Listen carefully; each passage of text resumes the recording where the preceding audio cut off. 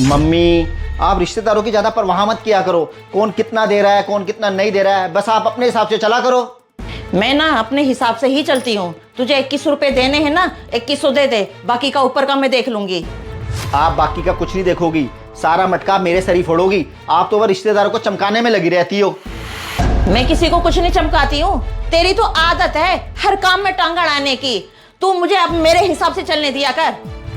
मैं आपको आपके हिसाब से चलने देता हूँ, लेकिन आपकी आदत है रिश्तेदारी में ज्यादा घुसने की। अब जहां मुझे बोलना है वहां तो मुझे बोलना ही पड़ेगा। बस आपको मैं इतना कहूंगा, थोड़ा हिसाब से चला करो। राजीव, आप क्या आए दिन मम्मी जी से बहस करते रहते हो? मम्मी जी की रिश्तेदारी है, मम्मी जी अपना आप देखेंगी। अच्छा, तेरा कहने का मतलब क्या है? इसकी रिश्तेदारी अलग है, मेरी रिश्तेदारी अलग है क्या? मुझे अब समझ में आया। तूने ही इसको बोला होगा कि 2100 रुपए से ज्यादा मत देना। मम्मी जी, मैंने कोई इनको कुछ नहीं कहा कि क्या देना है क्या नहीं देना।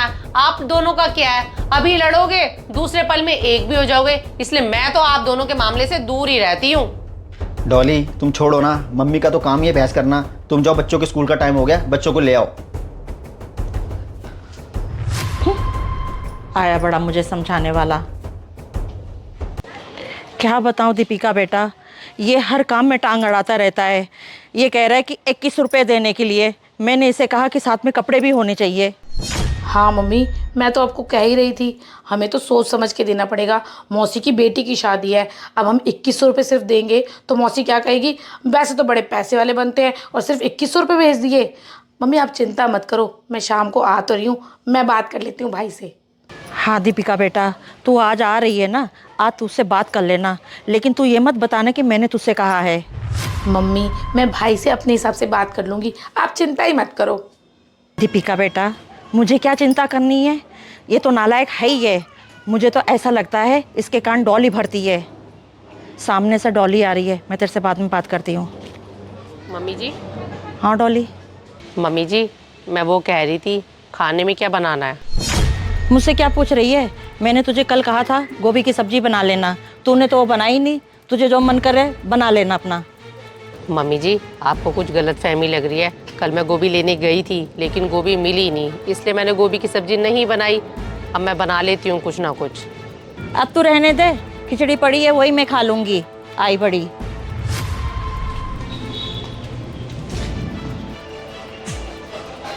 एक तो मुझे मम्मी जी का समझ नहीं आता, लड़ाई इनकी राजीव से होती है, मुंह मुझसे फुला लेती है।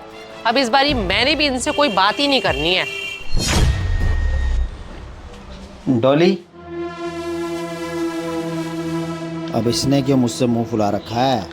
वो मैं आपको कह रहा था, आज प्रशांत की वाइफ का बर्थडे है, उसे विश कर देना।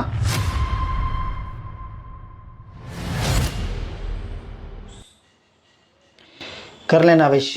और हाँ, आज खाने में क्या बनाया है? मैंने कुछ नहीं बनाया है, ना बनाऊंगी। जाओ अपनी मम्मी जी से जाके बनवा लो। ये क्या बात हुई? और ये मुझसे क्यों मुंह फुला रखा है? कहानी तुम सास बहू की होती है और मुंह तुम मुझसे फुला लेती हो। मेरी और मम्मी जी की कोई कहा सुनी नहीं होती है, कहा सुनी आपकी और मम्मी जी की होती है। आप दोनों की पता नहीं क्या बातें होती हैं, उसके पीछे मम्मी जी मुझसे मुंह फुला लेती हैं। अब जाओ, मैंने भी इस बारी तुम दोनों से कोई बात नहीं करनी है।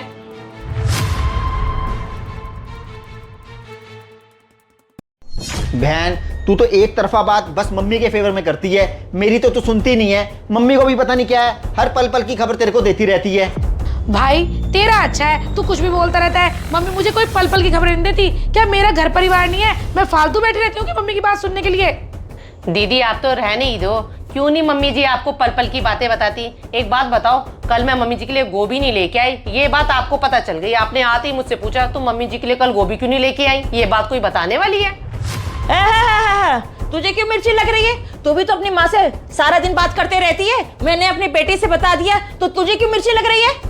मम्मी जी मुझे कोई मिर्ची नहीं लग रही है, और मैं अपनी मम्मी से ना बात करती हूँ ना, इस घर की कोई बात नहीं बताती हूँ। आप तो हर छोटी छोटी सी बातें दीदी को बताती हो। अब कल आपकी गोभी नहीं मिली, गुस्से में आपने खाना भी नहीं खाया, बासी खिचड़ी खा ली। दीदी मम्मी जी और राजीव की लड़ाई होती है ना, ये मटका मेरे सर पे फोड़ती है। मम्मी जी मुझसे मुंह फुला लेती है, पता नहीं क्यों। मुंह ना फुलाओ तो करूँ क्या? ये नालायक है ही है, तू इसको और भड़काते रहती है। अरे मुझे कोई नहीं भड़काता, मैं कोई दूध पीता बच्चा हूँ क्या? बहन, इन दोनों सास बहू की पता नहीं आपस में क्या कहासुनी होती है, दोनों मुझसे मुंह फुला लेती हैं और घर में खाना तक नहीं बनता इस चक्कर में। भाई मुझे तो ये समझ आ रहा है आप लोगों का ना कुछ नहीं हो सकता, आप लोग तो यूं ही झगड़ते रहोगे। चलो सारी बात छोड़ो, ये बताओ मौसी की बेटी की शादी में शगन कितना देना है? अरे देने कितने बहन, 2100 रुपये दे देंगे। उन्होंने तेरी शादी में क्या दिया था? मुझे तो 2100 रुपये भी ज्यादा लग रहे हैं, लेकिन मम्मी तो पीछे पड़ी है कि जी 2100 के साथ साथ कपड़े भी देने हैं। हाँ तो बेटा मैं कौन सा गलत कह रही हूँ? दीपिका बेटा 10 साल पहले तेरी शादी हुई थी, उस समय के हिसाब से उन्होंने सही दिया था।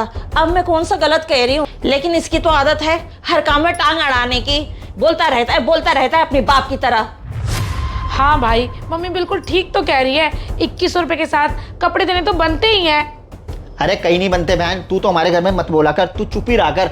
अब सारा मुझे समझ में आ रहा है कि कपड़ों की हवा मम्मी के कान में कैसे गई। तूने मम्मी के कान में फूंक मारी होगी कि मम्मी 2100 के साथ साथ कपड़े भी देने हैं। माना तेरी शादी हो गई, लेकिन आज भी तेरा शासन हमारे घर में चलता है। भाई मैं तुम्हारे घर में कोई शासन नहीं चलाती, शासन चलाने के लिए ना मेरा अपना घर है। और तू ना सोच समझ कर बोला कर, और मैं अच्छे से जानती हूँ तू किसकी शय में बोल रहा है। दीदी ये मुझे टेढ़ा टेढ़ा क्या देख रहे हो? मुझे सब समझ आ रहा है, और आपकी जिससे बात हो रही ना उसी से किया करो। और वैसे भी मैं आपकी भाभी हूँ, भाभी की रिस्पेक्ट करना सीखो। भाभी हो तो भाभी बन के रहो, मेरे सर पे नाचने की कोई जरूरत नहीं है। तू मेरी बेटी से ना तमीज से बात किया कर। बुरा मत मानना मम्मी जी, जो जिस तरीके से बात करता है ना उसके साथ उसी तरीके से बात होती है। तो दीदी ना इसी लायक है, और आप हमेशा अपनी बेटी के गुणगान गाते रहना और उन्हीं का साथ ही देना। आपके लिए आपकी बहू तो कोई मायने नहीं रखती है। राजीव देख लो अपनी मम्मी और अपनी बहन को किस तरीके से मुझसे बात कर रही है दोनों। अरे बस करो भाई, बस करो, मेरा सर फटने को हो रहा है। ये लाइट्स वगैरह बंद करो यार, इतनी सारी लाइट्स चला दी हैं। कैमरामैन आप कैमरा ऑफ करो पहले तो। एक मिनट, चलो एक बार ऑन करना, एक मैसेज दे देता हूं। फ्रेंड्स, ये कहानी सत्य घटनाओं पे आधारित है, लेकिन हमें इस कहानी का एंड ही समझ में नहीं आ रहा। अगर आपको इस कहानी का एंड समझ में आए ना तो हमें बता देना, हम नेक्स्ट पार्ट भी बना देंगे। धन्यवाद।